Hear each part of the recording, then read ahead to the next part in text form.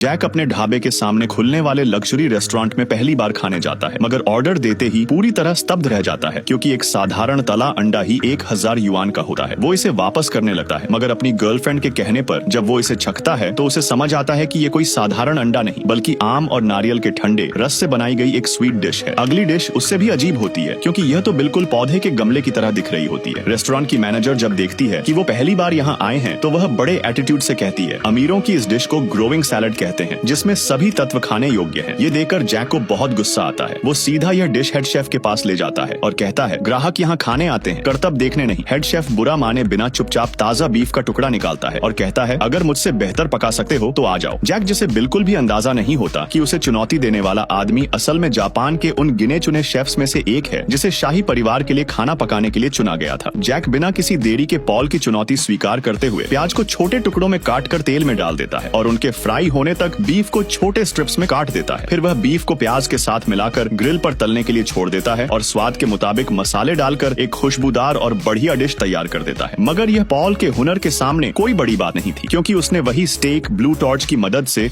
न सिर्फ आधे समय में पका लिया था बल्कि जायके के लिए एक अनोखी लकड़ी के धुएं से उसे स्मोक भी कर दिया था। जैक पॉल का बनाया हुआ स्टेक सूंघते ही उसकी कला पहचान जाता है और बिना कुछ बोले चुपचाप वहां से चला जाता है। इधर पॉल जब जिज्ञासा से जैक का पकाया हुआ स्टेक छकता है तो पूरी तरह स्तब्ध रह जाता है क्योंकि उसका पारंपरिक तरीके से पकाया हुआ मुलायम स्टेक भी जायके से पूरी तरह भरपूर था। कुछ दिन गुजरने के बाद मामूली जैक फिर से पॉल को खाना पकाने की चुनौती देने पहुंच जाता है।